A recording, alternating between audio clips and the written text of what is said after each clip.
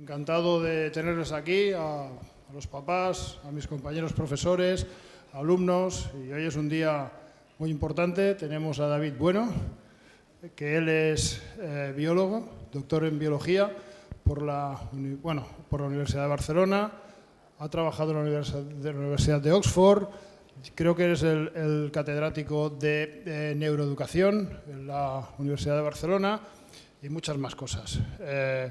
Escritor, conferenciante, una persona súper activa en el campo intelectual, investigador, Pero básicamente, para mí y para muchos de mis compañeros, para mí, ya se lo he dicho antes a David, es un inspirador. Él me inspira. Cuando leo sus libros, veo sus conferencias, me inspira. Me inspira en cómo ejercer mi trabajo, en cómo trasladar ciertas partes del conocimiento al adolescente para que me pueda entender. Y de verdad, en ese tema te doy las gracias. Te he dicho que comentaría una anécdota que me hizo mucha ilusión una vez que fui a una conferencia tuya en la universidad, que era, de todo lo que explicó, hubo una diapositiva que me encantó, que salía David con su hijo, tu hijo en aquel momento tenía meses, y tú lo coges en brazos, igual la tienes aquí, y lo estás mirando a la cara. Hizo una conexión, no sé si está bien a nivel cerebral, con poemas de Mario Benedetti, que a veces dice que el amor los ojos no lo pueden esconder. Y esa mirada de un niño tan pequeño con su padre es un espectáculo, ¿no? Y entendí a partir de esa mirada todo lo que David quería transmitir. Y espero que si la tienes por aquí, pues me haría ilusión recordarla. Bueno, para no alargarme más y para que disfruten al máximo de David, os dejo con él, pero antes agradecerle pues, que haya venido a vernos, que haya venido a Bonsoleil, que haya venido a través de la Fundación Antonio Cabré y luego iré a comer con él, que tenemos que hablar de muchas cosas, que también ellos tienen un proyecto en Senegal y nosotros también, y tenemos que por lo menos ponernos en conocimiento uno del otro. David, mil gracias y espero que no sea la última vez que vengas. Muchas gracias. ¿Vale? Gracias.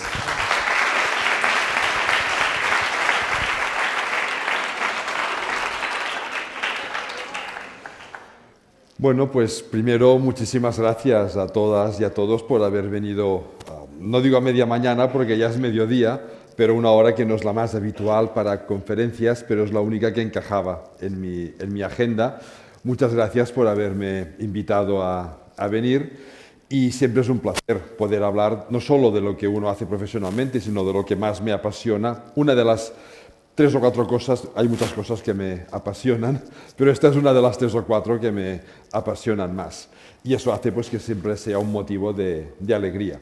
Un motivo de alegría, y lo siento, no puedo evitar decirlo, que hoy se ha visto exponencialmente multiplicado porque me he encontrado con un compañero que compartimos muchas horas de clase cuando éramos pequeños, niños, adolescentes, alegrías, profesores muy simpáticos, otros que no lo eran tanto. Bueno, pues que eso hace que todavía uno se sienta mucho más como en casa, ¿no? Yo os vengo a hablar del cerebro, de cómo aprende, de cómo va cambiando con la edad, de cómo todo aquello que aprendemos de alguna forma influye en cómo es nuestro cerebro, de todo aquello que transmitimos a nuestros alumnos, cómo influye también en sus cerebros. Lo haré desde una perspectiva muy biológica. Yo soy biólogo de formación, pero siempre mezclo muchos otros elementos. Biología porque nuestro cerebro es un órgano biológico. Es el órgano que genera los pensamientos, es el órgano que almacena todos nuestros aprendizajes, así que la biología está detrás de todo lo que nosotros hacemos. Pero también mezclo, por supuesto, muchos aspectos de psicología. El cerebro genera una mente y la mente la estudia la psicología. Una mente que aprende, así que la pedagogía también debe estar muy presente y que aprende con los demás y de los demás. Eso significa que la sociología también debe estar siempre presente cuando estemos pensando de forma global en educación. Empecemos y vamos a hacerlo de una forma muy biológica. ¿Hay alguna bióloga, algún biólogo en la sala? para no empezar a hacer enemigos antes de tiempo. Bueno, mejor, da igual. Los biólogos tenemos dos grandes obsesiones, al menos yo como biólogo. Una es el desarrollo, desde la fecundación, el nacimiento, infancia, adolescencia, juventud, etcétera, etcétera, cómo va cambiando en este caso el cerebro, que es mi campo de estudio. De esto hablaré más adelante. Y la segunda gran obsesión de todos los biólogos es la evolución. Cómo hemos llegado a ser tal como somos ahora. Claro, hablar de evolución en un contexto educativo puede parecer un poco raro, pero para mí no lo es nada. Entender cómo aprendemos ahora implica entender cómo ha sido nuestra historia para llevarnos a aprender lo que ahora queremos aprender. Así que voy a empezar hablando un poquito de evolución porque yo creo que nos ayuda a ver algunas de las pequeñas disfunciones que a veces vemos dentro de nuestro sistema educativo entendido en general. Evolución. La evolución a nivel biológico se basa en dos procesos clave. Uno son las mutaciones, cambios en el material genético que alteran algún aspecto de nuestra biología, cambios que siempre son azarosos, pueden haberse producido o no, pero unos cambios que se ven favorecidos o desfavorecidos por el entorno de ese instante. Si esos cambios hacen que esos organismos sobrevivan más o se produzcan más, esos cambios poco a poco irán ocupando toda la población. Si esos cambios son perjudiciales, rápidamente son eliminados. Este proceso es la selección natural. La especie humana, como especie humana, nos hemos formado también mediante este proceso evolutivo. Como Homo sapiens, llevamos más de 200.000 años de evolución en el que se ha ido cocinando nuestro cerebro. Pero como homínidos antecesores al Homo sapiens, Homo erectus, Homo habilis y compañía, llevamos más de 2,5 millones de años. Y es en este contexto que la selección natural ha favorecido los cambios que nos han llevado a ser como somos. Durante la mayor parte de todo este proceso hemos vivido en el Paleolítico como cazadores y recolectores. Y este ha sido el contexto donde se ha formado nuestro cerebro. La revolución neolítica, tener campos de cultivo, tener animales en granjas, se produjo hace 8.000 años en los primeros sitios donde se produjo. Nuestro cerebro no ha cambiado. La evolución es mucho más lenta. No evolucionan las personas, evoluciona la especie generación tras generación de pequeñas elecciones que va habiendo. ¿Hay algún pequeño cambio? Sí, pero minúsculo. Seguimos teniendo un cerebro paleolítico. Nos hemos adaptado al neolítico, a tener animales y campos de cultivo por aprendizaje. Porque esta es la función, una de las funciones principales de nuestro cerebro. Aprender del entorno para adaptarse a vivir en ese entorno. Y lo hace muy bien. Y por eso sabemos vivir tal como vivimos. Pero de funcionamiento básico sigue siendo, en su mayoría, paleolítico. La revolución industrial hace 300 años. El cerebro no ha cambiado. La revolución digital hace 30 años. Los que tenemos un poquito más de 30 años, nuestro cerebro, por supuesto, sigue siendo predigital, pero hemos aprendido a utilizar la tecnología digital, porque nos hemos adaptado, porque hemos aprendido.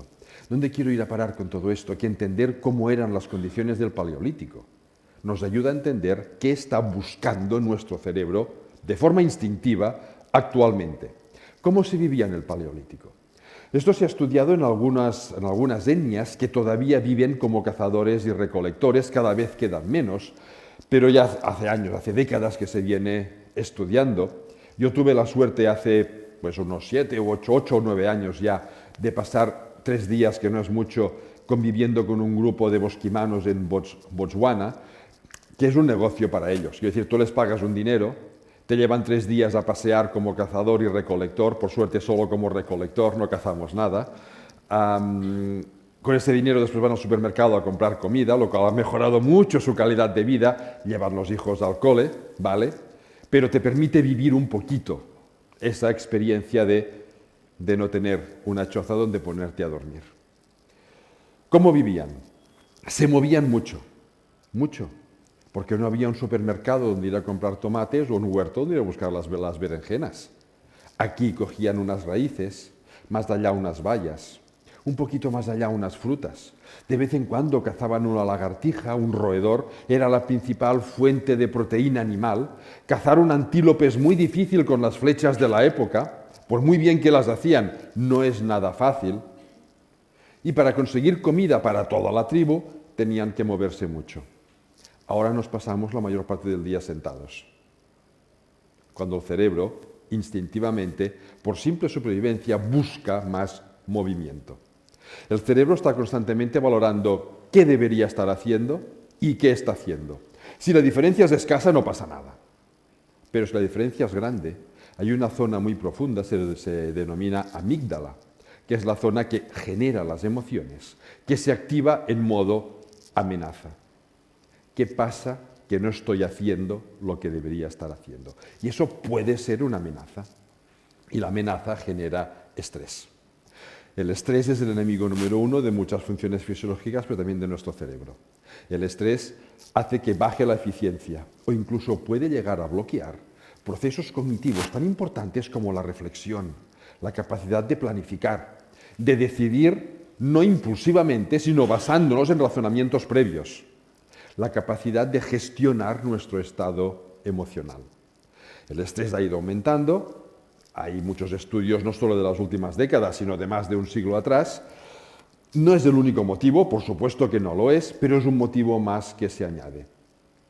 Deberíamos movernos todos, un poquito más de lo que hacemos. No significa todo el día moviéndose. No es eso. A veces vamos de un extremo a otro. No. Porque cuando tenían suficiente comida, se sentaban y se pasaban 2 o 3 horas tranquilamente comiéndosela, sentados sin moverse, y después se levantaban y seguían andando. Es incorporar un poco más de dinamismo al día a día. Se movían mucho, pero se movían muy lentamente, a ritmo de paseo lento. Y lo enfatizo, paseo lento, porque si vas rápido, no ves la raíz está enterrada. La detectas porque hay un cambio en la coloración del suelo, en la humedad, porque ves algún arbusto cercano, las raíces estamos hablando de la sabana, que es donde surgió nuestra especie. Ahí las plantas tienen raíces muy largas porque la lluvia es escasa. Así que a lo mejor el arbusto está allí y la raíz comestible está aquí. ¿Vale? Tienes que detectarlo. No ves las frutas que están entre las hojas de los árboles. No os imaginéis las frutas como un naranjo de los que hay en Valencia, que son de color naranja. Son unas cuantas frutas entre las ramas. ¿Vale? Si vas rápido, asustas a la lagartija y al roedor y no los cazas. Tienes que ir lento. Y ahora la mayor parte del día vamos acelerados. Venga rápido que llegamos tarde al cole. Venga rápido que tenemos que cambiar de clase, venga rápido que llegamos tarde a la conferencia de David. Espero que no sea el caso. Nuevamente, hay una disfunción y el cerebro incrementa el nivel de estrés. El estrés, repito, se genera ante una sensación de amenaza. Y hay 2 formas básicas de hacer frente a las amenazas, 2 formas emocionales, instintivas, básicas, de hacer frente a las amenazas. Son 2 emociones cruciales. Una es el miedo.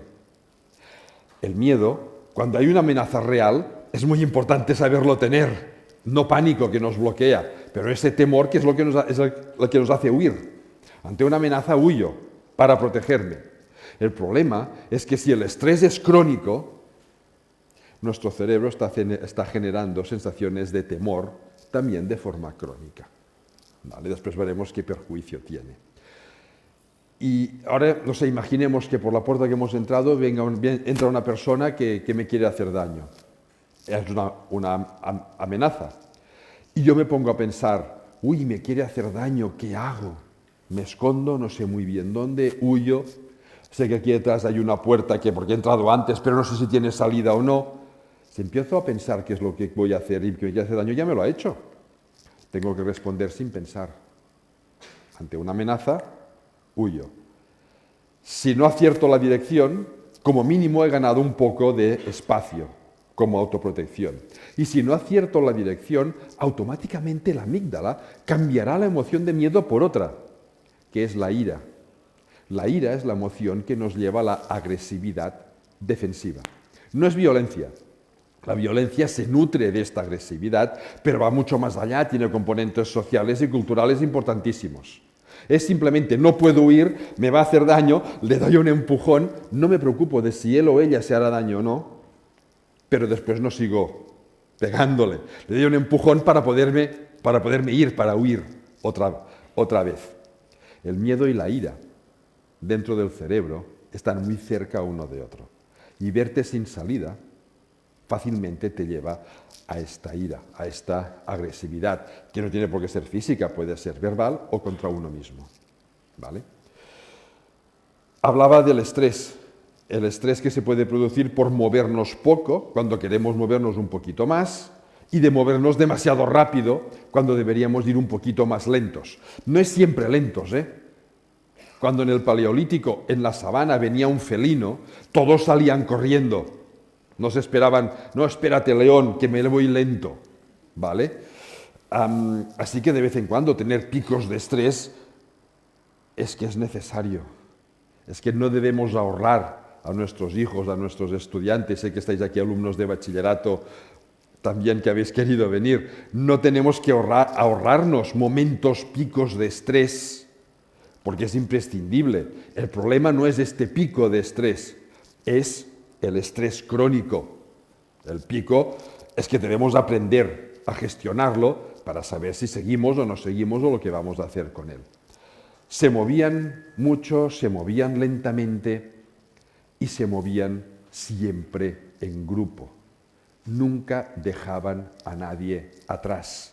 Toda la tribu iba junta, desde los bebés en brazos de padres o madres hasta los más ancianos, si es que alguien llegaba anciano, porque la esperanza de vida era más bien baja. No estoy diciendo que en el Paleolítico se viviese mejor, ¿eh?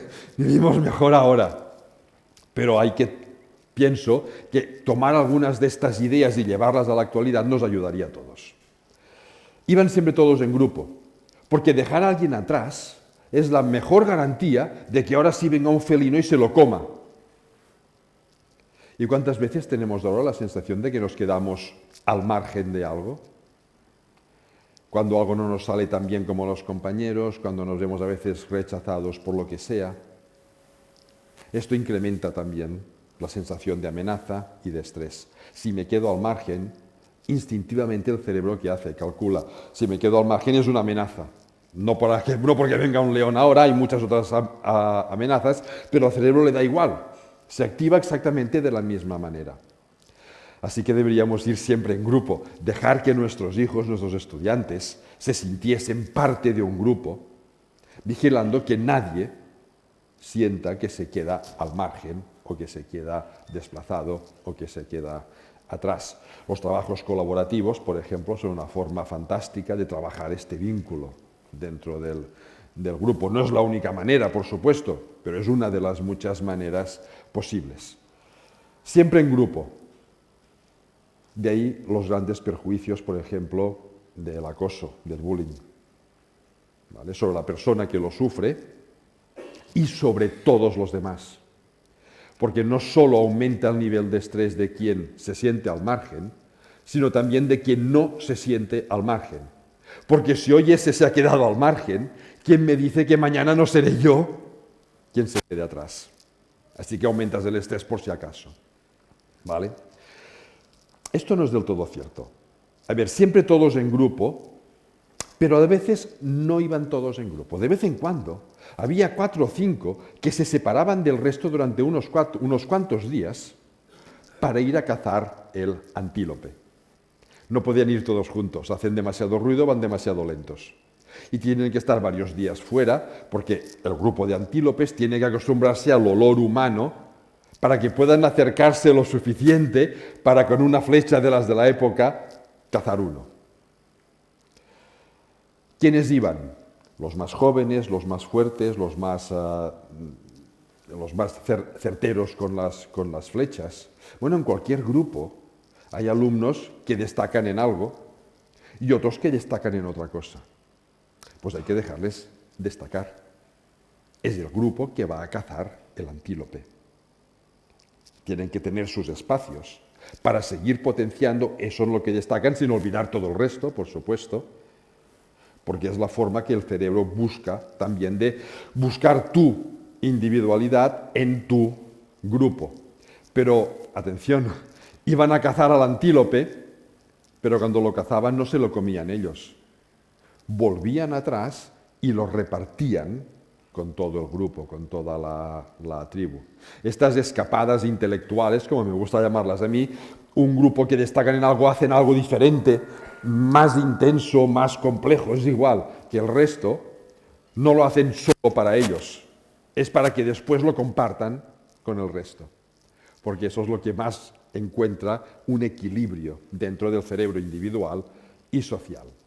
Fijaros ya cuántas cosas, ¿no? Que si os bombardeo con demasiadas ideas me lo decís. Yo seguiré, pero bueno, al menos lo sabremos. Bueno, aspectos evolutivos que creo que son importantes. Vayamos con los aspectos biológicos. El cerebro, como decía, es un órgano biológico, está formado por neuronas y muchísimas otras células que las acompañan, pero las células que generan la vida mental, que generan nuestros pensamientos, que gestionan nuestro comportamiento, que adquieren, que almacenan todos los aprendizajes, son las neuronas.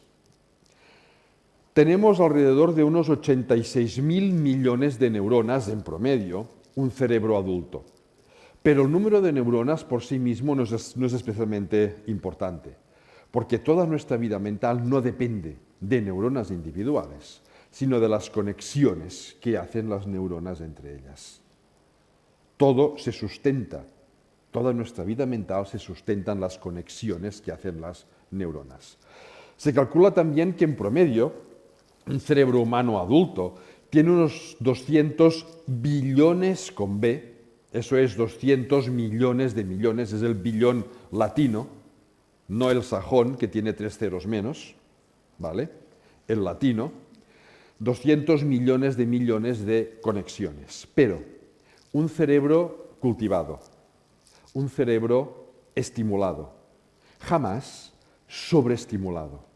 La sobreestimulación, a ver, si es puntual no pasa nada tampoco, como el estrés, si es puntual no pasa nada, pero la sobreestimulación crónica lleva al estrés. Y como es crónica, el estrés también se cronifica, con todos los perjuicios que esto conlleva. ¿Por qué la sobreestimulación crónica lleva al estrés crónico? Por el mismo motivo. ¿Cómo vive el cerebro la sobreestimulación? Me están ofreciendo más cosas de las que yo puedo asimilar. Y quien me lo ofrece es un referente. Son mis maestros, son mis padres, es un referente para mí. ¿Qué pasa con todo lo que no puedo asimilar? Si me lo ofrece todo es porque eso es importante. Lo que no puedo asimilar puede terminar siendo una amenaza. Después, cuando me haga falta, no sabré qué es. Y ante la amenaza, estrés. Con las respuestas de miedo, de ira, ¿vale? Repito, 200 billones de conexiones en promedio, pero un cerebro cultivado, convenientemente estimulado, que juega, que se divierte. Repito, que juega, que se divierte. Jugar es muy importante. Se ha visto que las niñas y los niños que tienen más tiempo de juego libre, sin intervención de los adultos, vigilando que no sufran daños, pero sin intervención directa, esto genera un tipo de conectividad neuronal que hace que después en la adolescencia, juventud y edad adulta, sean más capaces de gestionar la ansiedad, el estrés y de valorar los riesgos asociados a cualquier decisión que tomen, porque han aprendido a hacerlo cuando eran niños, ¿vale? Un cerebro que juega, que se divierte, que lee, que piensa, que practica algún deporte, por supuesto el cerebro y todo el cuerpo practica algún deporte, ¿no? Un cerebro que está activo, en definitiva, puede llegar a tener hasta 1.000 billones de conexiones, de 200 a 1.000. Eso es multiplicar por 5 la potencia del cerebro. Y aquí es donde están las grandes diferencias. Si nuestra vida mental surge de las conexiones, cuantas más conexiones tenga un cerebro, más posibilidades de riqueza de vida mental. Y eso es lo que genera el sistema educativo. Ambientes ricos en experiencias, ambientes ricos en aprendizajes, que potencien la conectividad neuronal. ¿Cómo se potencia? Todo aquello que aprendemos, todas las experiencias que vivimos, que por algún motivo merecen ser recordadas, quedan almacenadas en nuestro cerebro en conexiones entre las neuronas. Cuantos más aprendizajes, cuantas más experiencias, más conexiones generará nuestro cerebro, más, y repito la palabra que la enfatizo, más posibilidades de riqueza de vida mental. Posibilidades, no certeza, porque queda un segundo factor que es igual de importante, y es el estado emocional. ¿Con qué estado emocional hemos adquirido? Bueno, a este proceso se llama plasticidad neuronal, adquirir conexiones nuevas. Cuantas más conexiones mejor, pero ¿con qué estado emocional hemos adquirido estos aprendizajes, hemos vivido estas experiencias? Las emociones, como ya antes os he explicado, son patrones de conducta, patrones de reacción preconscientes, automáticos. No somos conscientes cuando se generan, después los podemos racionalizar y reconducir, pero son automáticos ante situaciones que requieren una respuesta urgente. Cualquier respuesta reflexiva siempre es más lenta que una respuesta emocional. Es la respuesta que nos saca las castañas del fuego cuando hay una urgencia. Alguien me quiere hacer daño, huyo. Después ya veremos si acierto o no, pero yo como mínimo gano espacio. Las emociones son tan importantes para la supervivencia todas. Cualquier aprendizaje que tenga emociones asociadas, el cerebro lo integra mejor, con más eficiencia, y después lo va a usar también con más eficiencia. No es que no se pueda aprender sin emociones, sí que se puede, pero es un proceso mucho menos eficiente, tanto durante la adquisición como después durante su aplicación. Así que siempre debemos poner emociones en cualquier aprendizaje. Pero no todas las emociones son equivalentes. Claro, el miedo es una emoción. Se puede aprender con miedo. No digo con pánico, porque es bloqueante, pero ese temor sutil de suspenderé, me castigarán, me reñirán, el error es un fracaso que me cierra puertas. ¿Vale? ¿Cuántos lo hemos vivido esto? Hablo en primera persona del plural, ¿eh? Hemos vivido, yo también, la vez que te han hecho creer que porque te has equivocado en un examen se te termina casi ya la vida para siempre jamás. Hablo de antes, no de cómo se enseña ahora, Hablo, ¿vale? Estoy lanzando miradas de complicidad con mi compañero de estudios porque ambos sabemos de quién estamos a veces pensando, ¿no? Bueno, claro, esta sensación incómoda, a ver, puede ser un motor para aprender. A nadie le gusta que le riñan, que le castiguen, Pero ¿qué sucede? Que los estados emocionales también generan conexiones dentro del cerebro que hibridan con las conexiones de aquello que estamos aprendiendo. Y al final el cerebro lo vuelve indistinguible. El qué aprendemos y el cómo lo hemos aprendido se mezclan dentro de nuestro cerebro. Aprender a través de este temor hace que todo aquello que aprendamos después no sea eficiente, porque no lo vamos a querer usar. Cada vez que lo usemos, el cerebro revivirá la sensación incómoda de ese temor. Pero muchas veces sí que lo vamos a tener que usar, son aprendizajes básicos.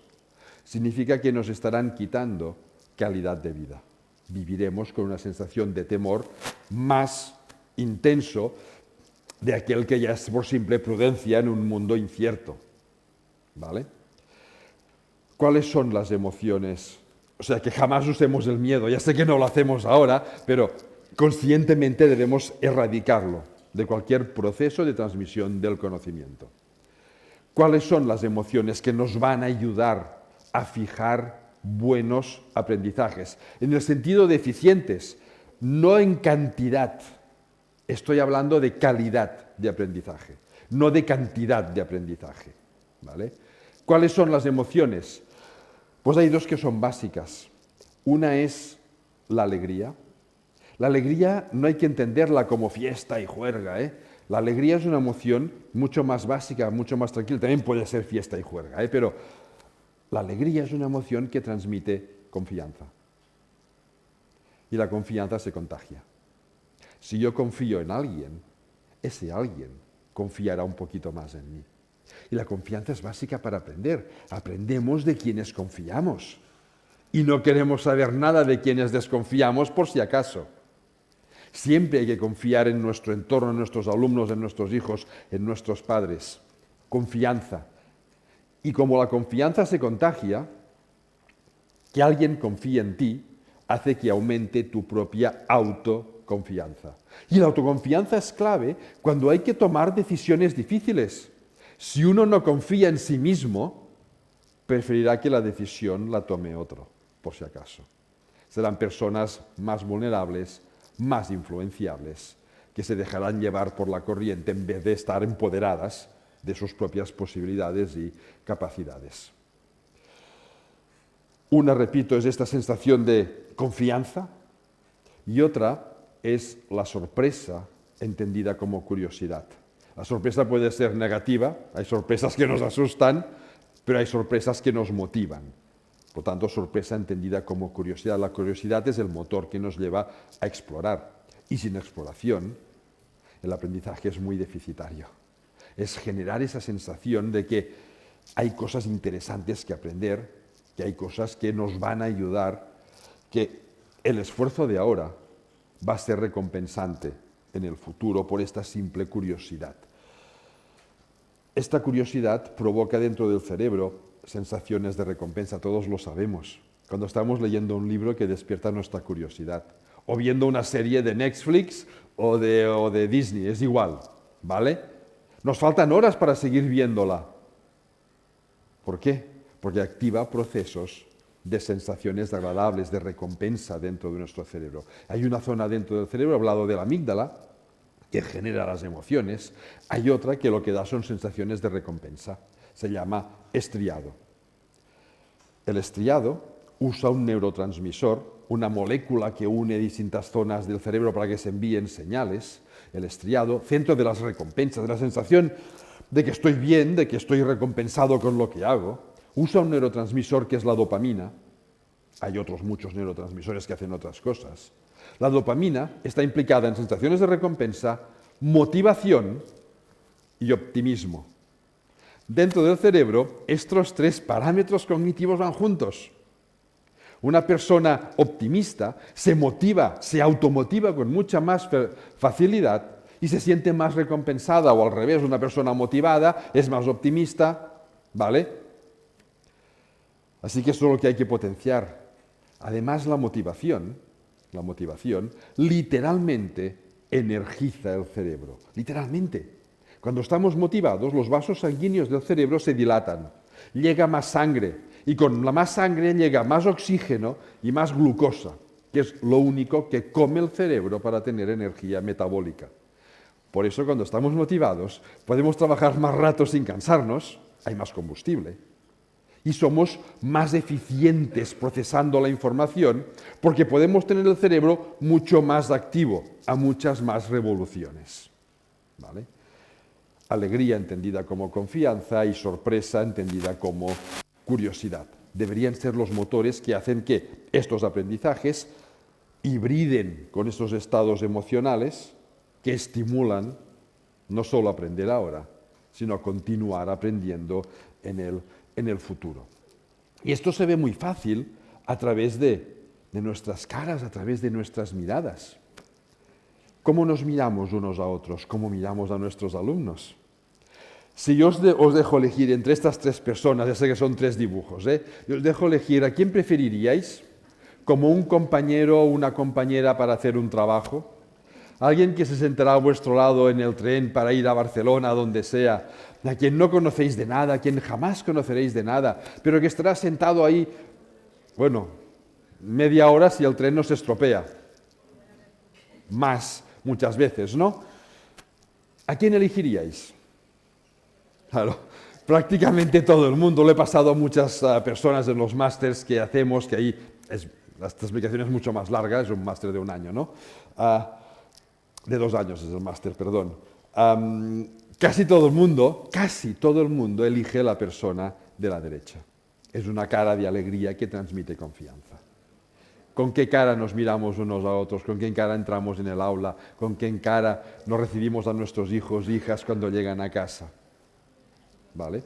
No significa que no nos podamos enfadar a veces. Claro que podemos y debemos hacerlo cuando hay que reconducir algo. El problema no es de enfadarse o no. No hace falta que la cara sea tan fea como esa, pero el problema es no estar enfadados el tiempo justo para no romper la cadena de confianza. Pero cuando se rompe es muy difícil recuperarla. Alguna vez me he encontrado alguna persona que dice, cuando sonríen tanto no me fío. Entre estos 3 me quedo con la de la izquierda. Bueno, es que eso depende de las experiencias previas que dejan huella en nuestro cerebro. Si alguien ha tenido la mala suerte de encontrarse en su vida con alguien suficientemente hipócrita para sonreírle, mientras le estaba lastimando de alguna manera, aprenderá a rehuir esas caras. Y entre estas 3 se quedará con una más neutra. ¿Vale? También tengámoslo presente si lo detectamos alguna vez. ¿Vale? Y eso es tan importante. Esta foto te la dedico. ¿Dónde estás? ¿O se ha ido? Aquí. Vale, como estás al final a oscuras no te veía. Te la dedico a ti, ¿vale? Estas miradas emocionales son tan importantes que es lo primero que quiere aprender un recién nacido. A través de nuestra mirada transmitimos nuestro estado emocional. La cara, la expresión facial, refina. Muy enfadado, poco enfadado, muy contento, poco contento. Pero solo con la mirada ya identificamos la emoción básica de cualquier otra persona. Y eso es lo primero que se quiere aprender. 2-3 días después de nacer, los recién nacidos ya empiezan a mirar los ojos de sus cuidadores, porque a través de la mirada aprenden cuál es el estado emocional de sus cuidadores, cómo deben responder ellos ante este estado emocional, cómo los demás responden ante sus miradas emocionales. Y eso lo vamos arrastrando toda nuestra vida. Y sigue siendo igual de vigente después de nacer que a cualquier edad. Lo que se ve en esta imagen, que, a ver, el que tiene barba soy yo, 24 años más joven que ahora. El que no tiene barba es mi hijo mayor, que ahora tiene barba, tiene 24 años, tiene cabello. En esa época no le había salido todavía demasiado pelo, ¿no? Aquí tenía unos 2 meses y medio.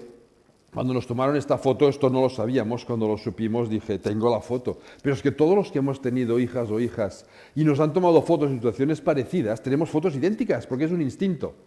Su mirada clavada en la mía y nos estamos imitando la cara uno a otro. No sé quién imitaba a quién, da igual.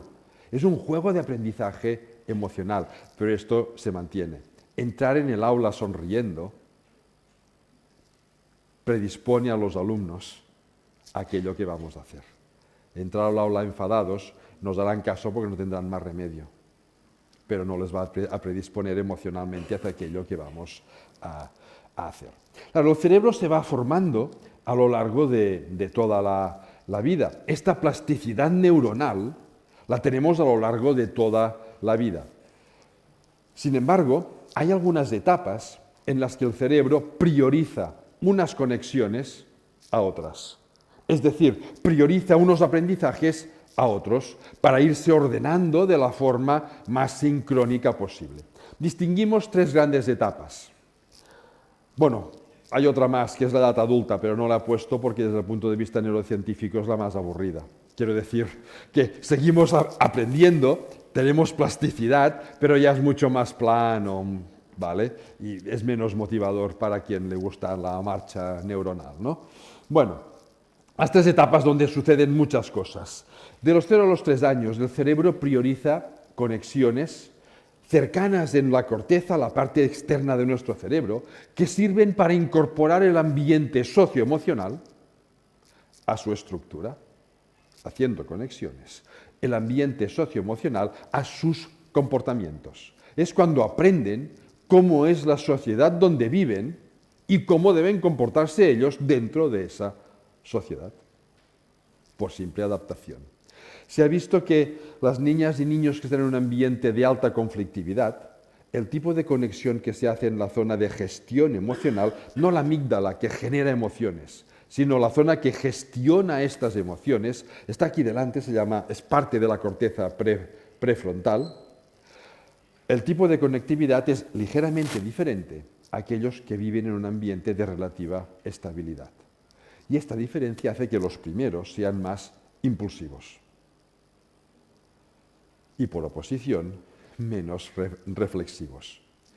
Y eso se va a mantener. Después, cuando lleguen a la adolescencia, les pediremos que piensen, que reflexionen, que valoren. Y a lo mejor algunos lo tendrán más difícil por cómo haya sido el ambiente de infancia. Dos cosas aquí importantes. La primera, el cerebro es plástico siempre. Así que cualquier aprendizaje que no funcione bien posteriormente a esta edad es perfectamente reconducible posteriormente, porque el cerebro sigue siendo plástico y puede rehacer conexiones, pero lo que aquí se aprende con días o semanas, después a lo mejor harán falta meses o años para reconducirlo, pero se puede reconducir con tiempo, ¿vale? Segundo punto, este incremento de impulsividad que decía en un ambiente conflictivo, a ver, no es bueno ni es malo. El cerebro se adapta a lo que encuentra y responde en consecuencia. Otra cosa es que después lo valoremos como más eficiente o menos eficiente. Pero en principio el cerebro se adapta. Si el ambiente es conflictivo, es que las amenazas abundan. ¿Y cómo respondo ante una amenaza? Pensando, no, pues sufriré muchos más daños. Respondo siendo impulsivo y el cerebro se adapta. Algo parecido se ha visto con lo que se llama el estilo de parentalidad o de crianza. En psicología se distinguen dos tipos de parentalidad. Son dos extremos, sabiendo que todos estamos en algún punto intermedio, es una gama de grises. Pasa que en ciencias comparamos extremos para que la comparación sea estadísticamente significativa, ¿vale? ¿Cuáles son estos dos extremos? Lo que se llama la parentalidad negativa y la positiva. El nombre ya dice mucho, ¿no? La negativa es poca o nula calidez parental. Cuando digo parental, también puede ser docente, ¿vale? Pasa que los padres tienen más influencia en este campo. Poca o nula calidez es falta de apoyo emocional, es falta de coherencia entre recompensas y amonestaciones de tipo educativo. Hoy te felicito por algo y mañana te castigo exactamente por lo mismo. Y son reconducciones hechas siempre en negativo. ¡Qué desastre! Nunca haces nada bien. ¿Cuántas veces tengo que decirte que? Fijaros que el foco está en esa persona. Tú, qué desastre. Tú no haces nada bien. Y es finalista. Desastre. No tengo opción. Nunca. Nada. ¿Vale? Parentalidad positiva. Es justo lo contrario. Voy al otro extremo, ¿eh? Es una gama de grises infinita. Voy al otro extremo. Es calidez parental, es apoyo emocional no sobreprotector. Repito, no sobreprotector. La sobreprotección es tan perniciosa para la construcción del cerebro como la sensación de ignorancia y de abandono. ¿Vale? Es este apoyo emocional, es coherencia entre recompensas y amonestaciones. Recompensas que no es regalar un pececito de colores cuando algo va bien. La recompensa es la simple mirada de apoyo, de aprobación, de valoración.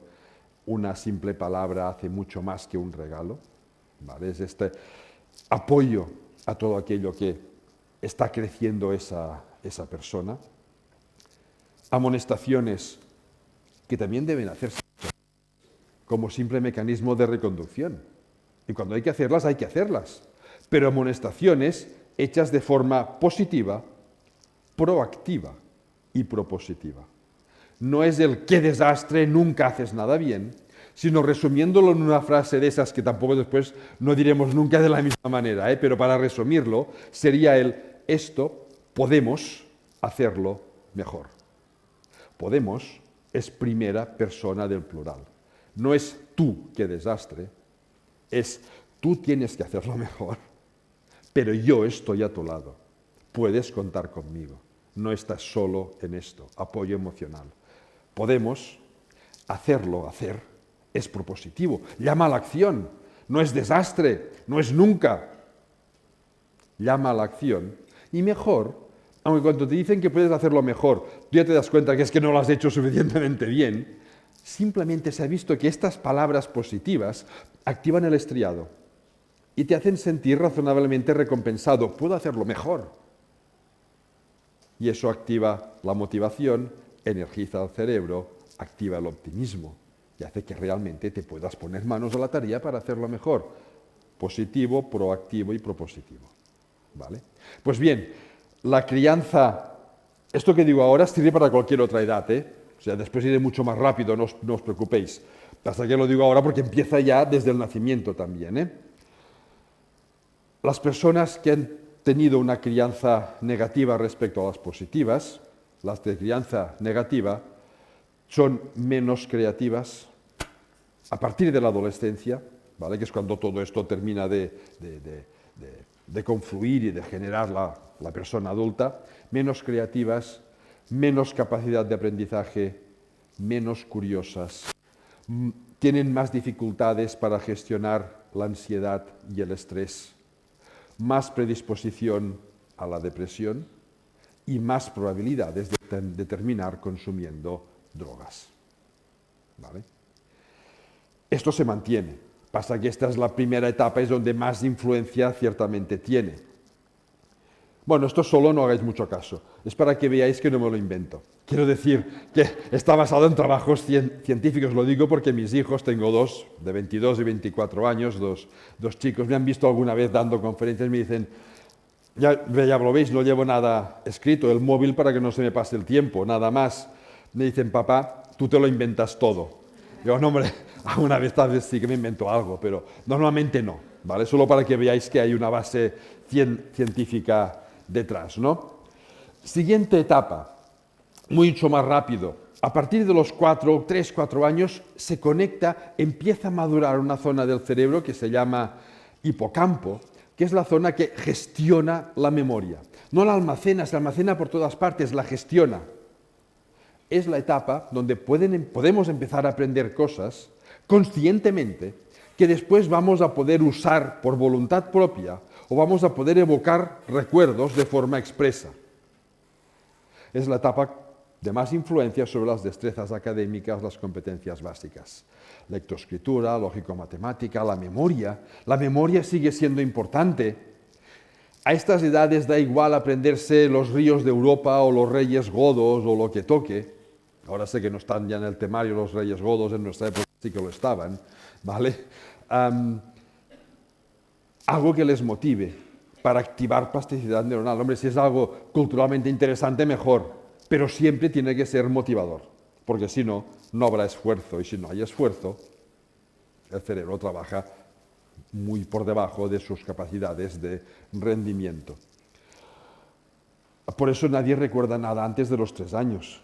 Se aprende mucho antes, muchísimo. Lo estamos usando cada día, pero no sabemos que aprendimos porque el hipocampo no estaba maduro y no se enteró. ¿Vale? Cuando decía que es la edad de las competencias básicas, he dicho lógico-matemática, lectoescritura. No significa empezar a aprender a leer a los 4 años. A lo mejor sí, pero el cerebro tiene que estar maduro para poder empezar la lectoescritura. Se considera que el margen habitual, no digo normal, es una palabra que no me gusta demasiado porque normal lo es todo, el habitual, lo más frecuente, es entre los 4 y los 7 años. Habrá alguno que podrá empezar antes. Si a los 7 no han empezado, pensemos que a lo mejor hay alguna otra cuestión asociada, una dislexia.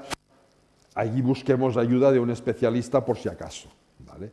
Pero entre 4 y 7 años no deberíamos forzarlos, porque si les forzamos antes de que su cerebro esté suficientemente maduro para empezar a leer, aprenderán a reproducir los sonidos de las letras, sí, pero leer no es reproducir sonidos. Leer es entender lo que hay detrás de esas palabras, de esas frases y de esos textos. Y eso es más complejo para el cerebro. Tendríamos que respetar un poquito más la etapa de maduración de cada cerebro, y cada cerebro madura un poquito a su bola. Finalmente, la adolescencia. Bueno, la adolescencia es cuando todo esto eclosiona con toda su intensidad. ¿Cuándo empieza la adolescencia? Bueno, la adolescencia empieza con la pubertad, los cambios asociados a la maduración del aparato reproductor y desarrollo de los caracteres sexuales secundarios.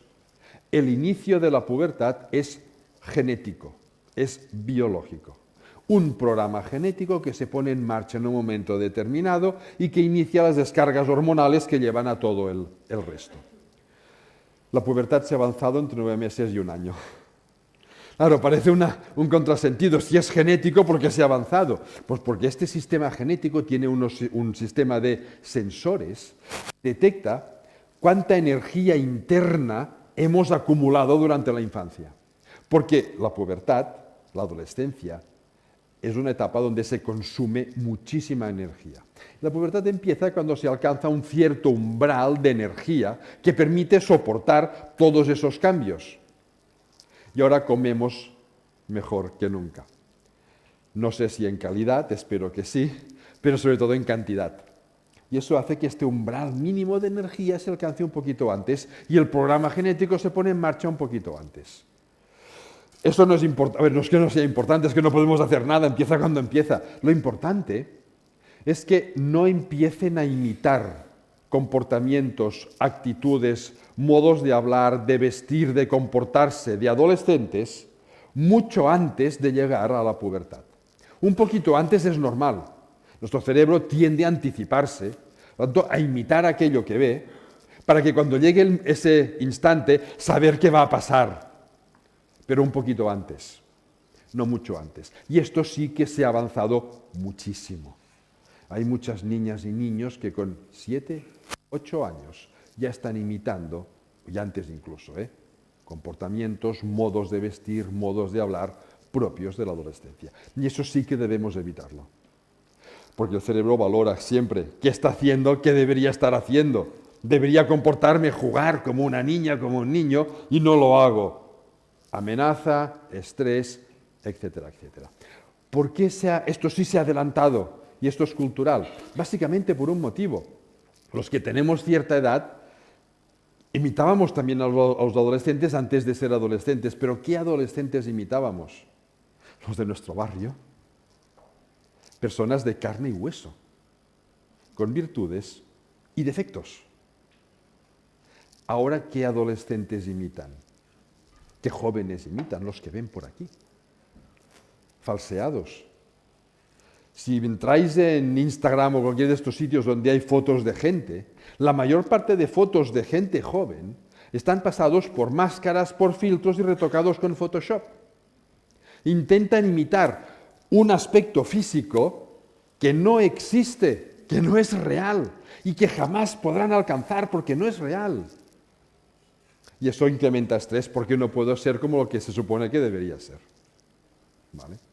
A una edad donde estas diferencias no se perciben porque el cerebro no está maduro como para reflexionar este tipo de diferencias. Unos comportamientos que tampoco no son reales. ¿Qué publica la gente aquí? Lo felices que son, lo felices que somos, lo bien que nos lo pasamos. ¿Alguien publica sus desgracias, sus frustraciones y sus fracasos? Pero todos tenemos. Claro, ¿qué parece? Que la vida del adolescente y del joven todo tenga que ser una gran fiesta de diversión, y no lo es.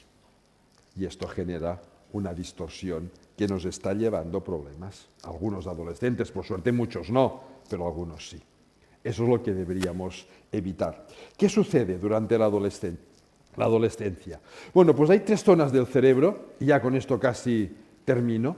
Hay 3 zonas del cerebro que cambian muchísimo durante la adolescencia y que explican los comportamientos de los adolescentes. Primera, la amígdala, la que tiene la letra A. La amígdala, como decía, es la zona que genera las emociones. La amígdala se vuelve hiperreactiva. significa que responden con más intensidad y mucho antes de forma emocional que los preadolescentes o que los jóvenes y los adultos. Ahora río, ahora lloro, ahora amo a todo el mundo, ahora me siento el ser más desgraciado del planeta, ahora no sé qué me pasa en menos de media hora. Estoy exagerando, ya me perdonaréis todos los de bachillerato que estáis aquí, estoy exagerando, pero son estos altos y bajos emocionales que son típicos de la adolescencia, pero es que no los podemos evitar y no los debemos evitar. Y eso es algo que los adolescentes debéis saber y los adultos también. Desde el punto de vista biológico, esta hiperreactividad emocional, siempre que no pase de unos límites de seguridad personal y del entorno, por supuesto, siempre que esté dentro de unos límites de seguridad, esta hiperreactividad biológicamente es bueno que sea así, debe ser así. Por un motivo, porque se están enfrentando por primera vez a situaciones de adulto, sin haber sido jamás adultos. Les falta todo el bagaje de experiencias que se supone que los adultos hemos ido acumulando a base de años. Hay muchas situaciones que de inicio no saben si son una oportunidad, una amenaza, no saben qué son. Y la función de las emociones es dar respuestas rápidas ante aquello que no sabemos qué es. Así que es un mecanismo de protección biológica. Siempre que no pase, repito, de un intervalo de seguridad personal. Segunda zona del cerebro que cambia mucho, la corteza prefrontal, la de aquí delante. Es la que nos permite reflexionar, planificar, tomar decisiones basadas en razonamientos previos y gestionar nuestro estado emocional. Esta zona es la que más cambia, es casi como una metamorfosis. Pierde muchas conexiones. Fijaos que hasta ahora he hablado solo de ganar. Aquí pierde muchas. Se llama podado neuronal y viene controlado biológicamente. Debe perder las conexiones que mantenían los comportamientos, los razonamientos infantiles, porque jamás volverán a ser niñas y niños. Eso hay que perderlo. Y gana muchas conexiones nuevas para incorporar las formas de pensar, de reflexionar, de comportarse típicas, primero de un joven y después de un adulto. Pero esta ganancia y pérdida es asincrónico y eso hace que temporalmente pierda eficiencia de funcionamiento. No es que no puedan reflexionar, planificar, sí que pueden, pero cuesta más. Necesitan más tiempo y a veces no les dejamos tiempo. Venga rápido que en 2 semanas tienes que decidir qué estudios quieres hacer ahora que se acerca la selectividad, ¿no? Como si esa elección fuese ya definitoria para toda su vida, cuando resulta que el sistema es más permeable ahora que nunca.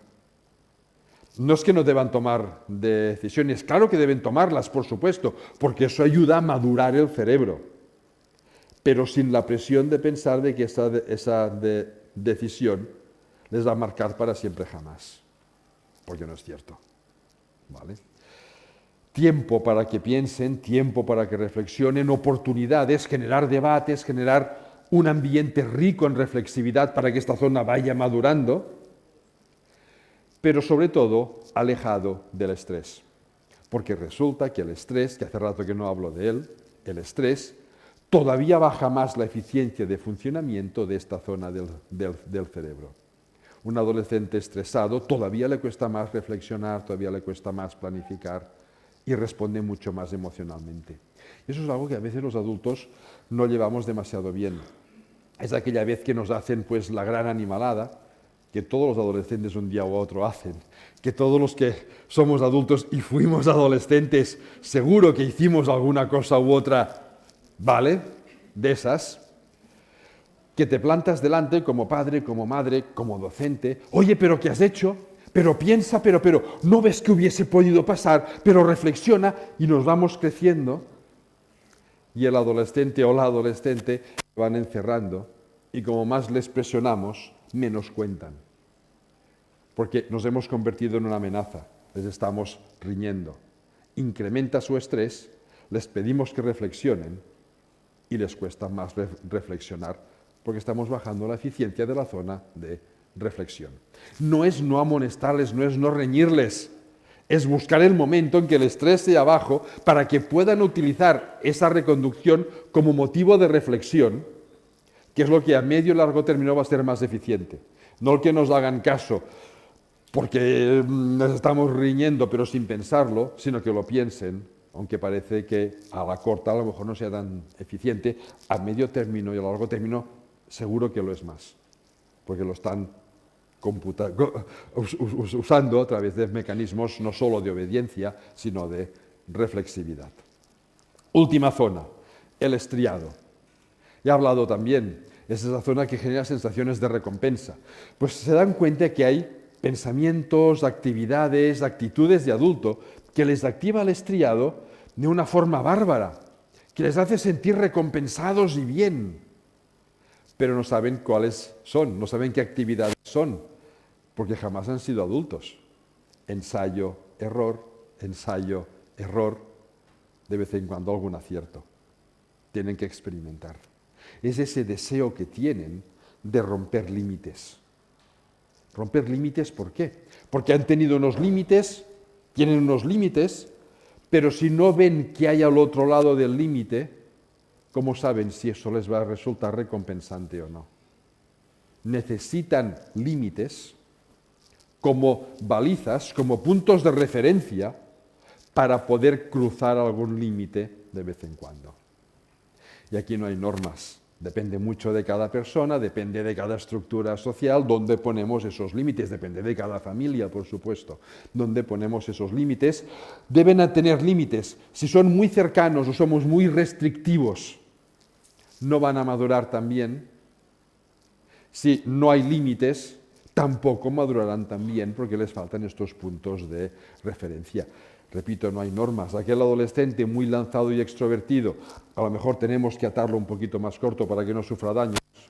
Y aquel que es tímido e introvertido, el primer día que se salta un límite, casi tenemos que aplaudirle en silencio, porque es bueno para su maduración personal que se atreva a cruzar algún otro límite para encontrarse a sí mismo. ¿Cómo te descubres a ti mismo como adulto si no exploras tu entorno? Si no miras qué límites hay. Y no romperlos todos, por supuesto, pero en algún caso, ver si ese límite a ti te satisface o no, o quieres cambiarlo, es tu vida. ¿Vale? Esto explica, pues bueno, cómo son los adolescentes, cómo éramos nosotros cuando éramos adolescentes. Hiperreactividad emocional, más dificultad para reflexionar y con ganas de romper límites, de ensayar, de equivocarnos. Errores que no debemos ver como puntos de final. No es como esa parentalidad negativa. ¡Qué desastre! No haces nada bien. Son siempre motivo de aprendizaje. Te has equivocado, pero lo podemos hacer mejor. Podemos seguir creciendo, podemos continuar avanzando, cada uno a su ritmo, cada uno según sus posibilidades, pero siempre continuar avanzando. Y eso es todo lo que os quería contar. Muchas gracias, y si tenéis preguntas, pues yo creo que tenemos un ratito generoso, ¿no? Para, bueno, no muy generoso, pero un poquito sí. Muchas gracias.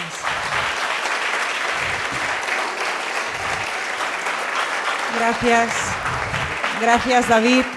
Ha sido, la verdad, una charla muy interesante, se nos ha hecho corto, la verdad. David tiene un viaje, tiene que partir, entonces hemos dicho de hacer un turno de preguntas porque seguro que tenemos muchísimas preguntas por hacerle. Si os parece, damos 10 minutos de preguntas. Sí, sí. Así que, muy bien. Hola, yo quería saber si la madurez de la corteza prefrontal tiene que ver con la amígdala. Depende. Sí. Están relacionadas. Claro, está todo relacionado dentro del cerebro.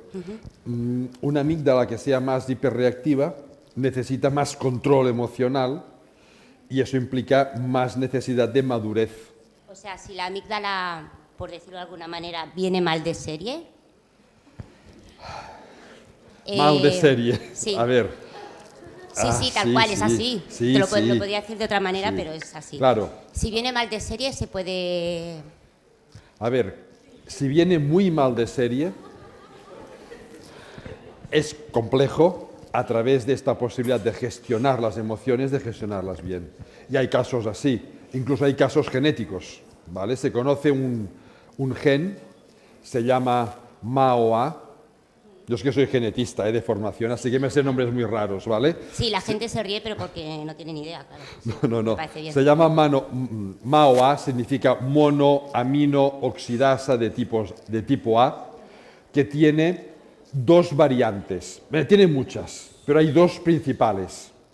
Lo que se llama la variante larga y la corta. Eso es más fácil. Una es larga y la otra es más corta, ¿vale? Las personas con dos variantes largas, a pesar de que tengan problemas en su vida, suelen ser personas más estables y con más capacidad de gestionar su estado emocional. Las personas que tienen dos variantes cortas, y esto es genético, cada uno hereda lo que hereda, tienen muchas más dificultades para gestionar su estado emocional, especialmente en ambientes conflictivos. ¿Vale? Sí. Ahora, entonces, tienes estas dos variantes a nivel genético, pues siempre vas a ser un poquito más impulsivo. Pero entonces dependerá del condicionante ambiental. A mí me gusta mucho decir que como los genes, y me duele mucho porque soy genetista, pero no los podemos tocar, dediquémonos al ambiente, dediquémonos a la educación, dediquémonos a la sociedad, dediquémonos a... Porque eso sí lo podemos tocar. Detectar una niña o un niño especialmente impulsivos, por lo tanto con algún tipo de déficit de gestión emocional, hay que generarle un ambiente especialmente estable que le ayude a reflexionar. A veces yo lo he visto en mi barrio. Todos sabemos que aquel vecino o aquella vecina pues tiene un hijo que no para quieto y que le están riñendo siempre. Pues no para quieto, abracémosle más. Démosle más estabilidad emocional, porque eso es lo que le va a ayudar a compensar lo que sea que tenga que le haga ser pues más movido, más impulsivo o más no sé qué.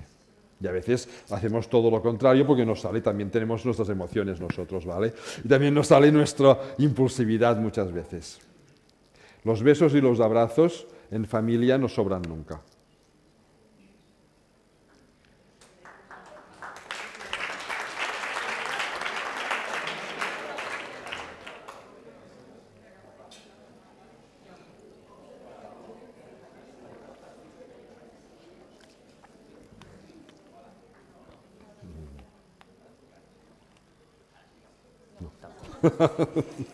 Sí?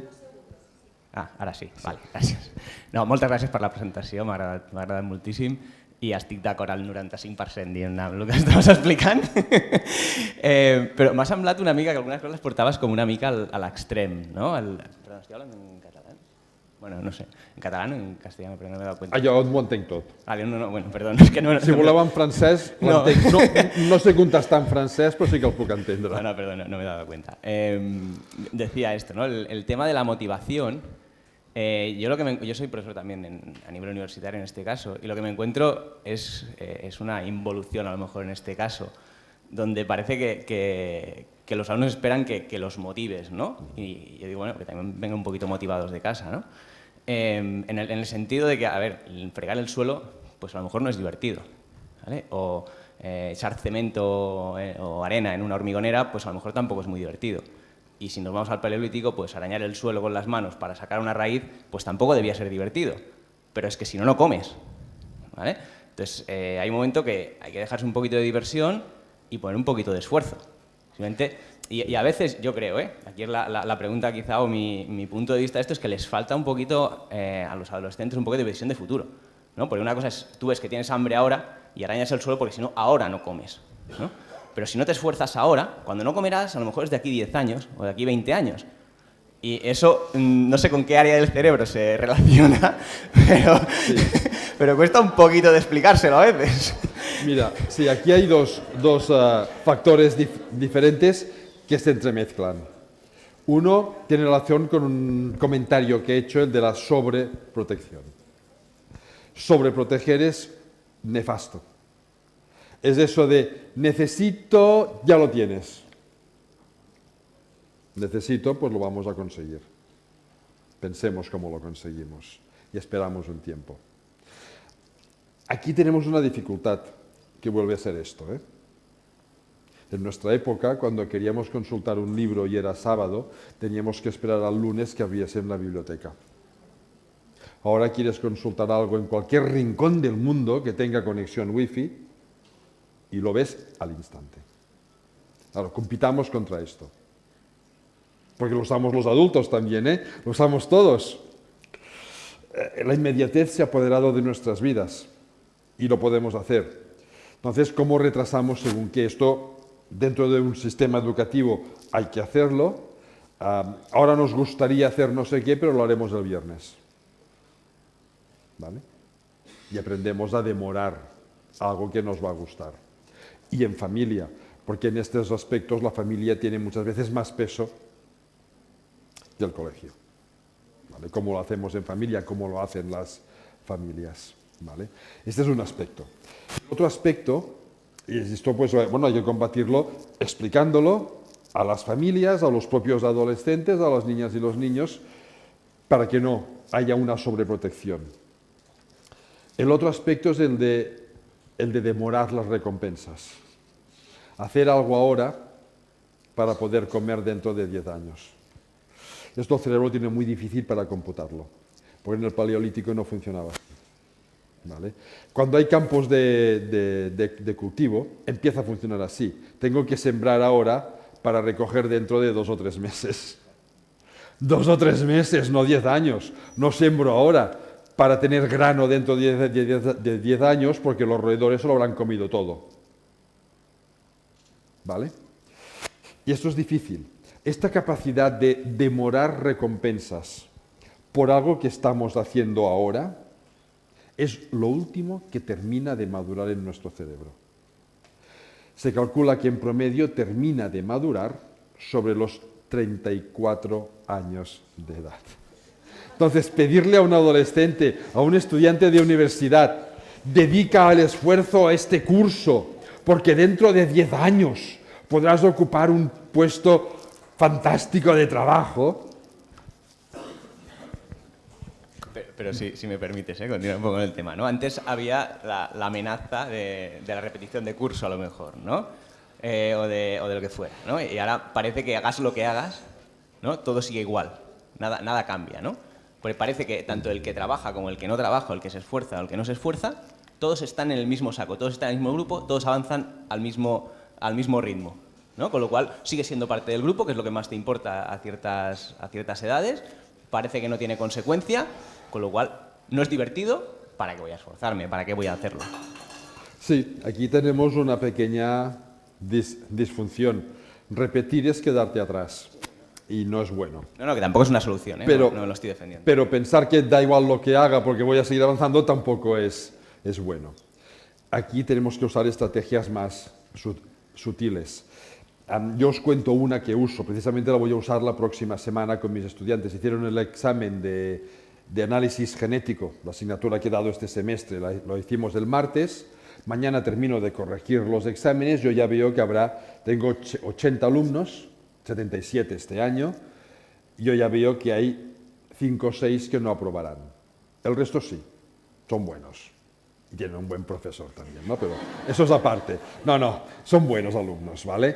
Pero hay 5, 6 o 7 a lo mejor, me falta todavía corregir una pregunta, pero ya veo que hay 6 o 7 que no van a aprobar. De estos 6 o 7, hay 2 o 3 que tendrán que ir a la reevaluación, porque veo que no van a pasar de un 3. Pero el resto se van a quedar con un 4 y 4,2.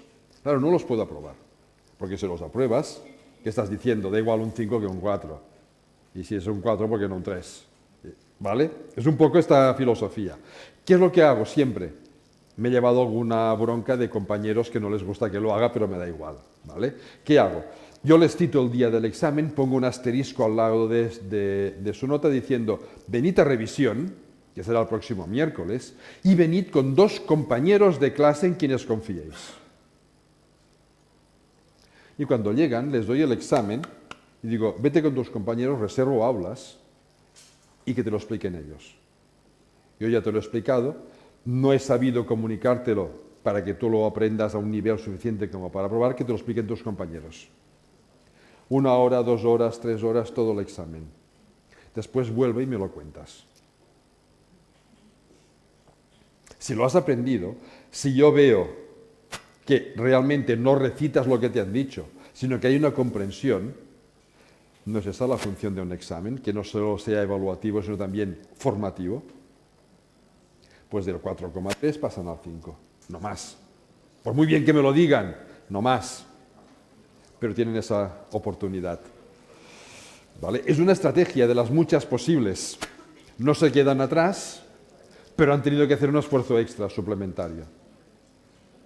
Que ellos se den cuenta de que todo tiene un precio, todo tiene un coste, todo requiere de un esfuerzo. Es una forma que yo uso. Hay muchísimas seguro, ¿vale? Pero sí que es importante que vean que no todo vale, que no todo cuenta. Claro que sí. Claro que sí. Bueno, sintiéndolo mucho. Muchas gracias, David. Seguramente tendríamos cientos de preguntas más por hacerte, pero tenemos que dejarlo aquí. Muchas gracias, David. Antes de finalizar, me gustaría que Juan y Berta suban aquí. Gracias.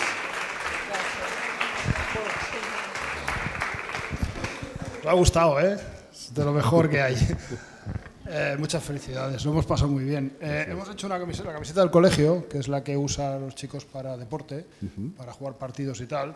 Le hemos puesto un lema, le hemos puesto tu nombre, y un lema que tú lo tienes muy presente, sobre todo en el origen, en la educación infantil. Vamos a descubrirlo. Que es David Bueno, deporte, música y arte, que son los tres pilares que tú siempre haces referencia para construir todo lo demás. No sé, me ha hecho ilusión porque como que todo lo que explica a veces cuesta, puede con tres palabras se define mucho, ¿vale? Si quieres decir algo al respecto. A ver, lo primero, por supuesto, agradecerlo, me encanta. La voy a estrenar ya este sábado. Me voy de travesía con bicicleta de montaña por el sur de Francia. Así que ahora no me la pongo porque yendo en moto me gustan más mis calaveras. Son pequeños efectos secundarios de aspectos de adolescentes no superados y que no quiero superar en mi vida, ¿vale? Pero realmente, no lo he comentado porque es que habría para hablar durante horas, pero muchas veces nos empeñamos en que aprendan a leer, a escribir, desde bien pequeñitos, cuando resulta, y hay demostraciones empíricas, científicas, neurocientíficas, que demuestran que las actividades que potencian más la plasticidad neuronal, capacidad para después de aprender otras cosas, durante la primera infancia, estoy hablando hasta mediados de primaria, y nunca discutiré con nadie si eso es tercero o cuarto, porque no lo sé, es que me da igual, ¿vale? Más o menos por ahí son estas. Son la música, el arte y la psicomotricidad, el deporte. Conócete a ti mismo, el deporte, conoce tu física, ¿vale? No solo tu parte cognitiva. La música es la mejor cerebral, es la actividad que activa más zonas del cerebro simultáneamente, incluidas las zonas emocionales, y el arte incluye creatividad, incluye abstracción, procesos que después vamos a usar incluso para aprender a leer, porque el lenguaje es abstracto. Pues trabajémoslo antes de formas, pues, a ver, más divertidas, desengañémonos, para las niñas y los niños que no a través de unas letras, a través del arte, de la música, del deporte. El deporte, por ejemplo, ayuda a gestionar tus estados emocionales, tu impulsividad. Un deporte de equipo no significa el básquet, que yo tengo la pelota y no la suelto porque quiero lanzar a la canasta. Significa que debo coordinarme y eso significa inhibir tus impulsos. Y después de esto se va a usar para gestionar mejor cualquier otro tipo de emoción. Así que deberían ser los pilares de los primeros años, después reequilibrarlo, porque hay muchas más cosas que hay que hacer, pero siempre conservando pues, estos tres aspectos como pilares fundamentales. Muchas gracias.